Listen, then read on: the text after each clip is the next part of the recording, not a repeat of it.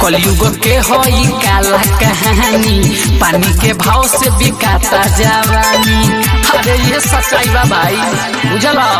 कलयुग के होई काला कहानी, पानी के भाव से बिकाता जवानी। प्यार मोहब्बत के नामा बाप छल होला कितना देखल ले बानी। एगो से ना मन भरे तब खोजे नई नई रे। छौरी सफहरी छिनरपन त छावरा, काहे न करी दो गलहई रे। छौरी सफरी छिनरपन त छावरा, काहे न करी दो गलहई रे। ब्रांड रिकॉर्डिंग स्टूडियो बसंत बाजार। छौरी सफहरी छिनरपन त छावरा,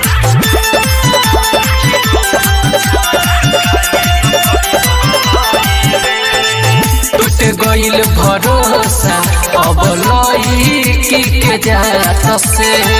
खहिले बानी ठोकर गुजर के ओ हालात से।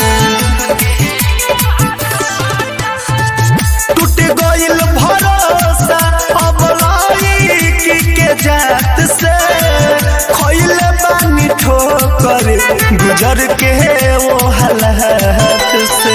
कितना के जिंदगी को के बड़ा भेद तब न छोड़े खचर रे।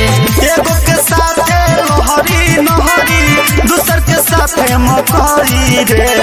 छौरी सकहरी छिनरपन त छावरा, काहे न करी दो गलहई रे। छौरी सफरी छिनरपन त छावरा, काहे न करी दो गलई रे। छौरी सकहरी छिनरपन त छावरा,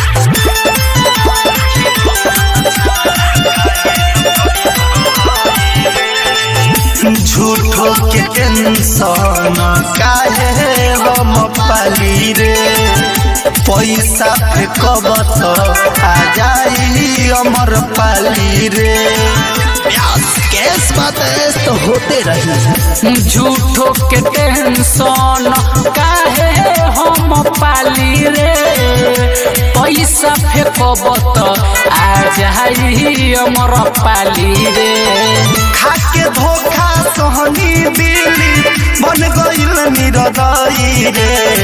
खाके धोखा रंजन रसी बन गइल निरदई रे। छौरी सकरी छिनरपन त छावरा, काहे न करी दो गलहई रे। छौरी सकरी छिनरपन त छावरा, काहे न करी दो गलई रे। अरे रंडी में नाम लिखवाइए ले ले तो लीलत रह बजा के। ब्रांड रिकॉर्डिंग स्टूडियो बसंत बाजार।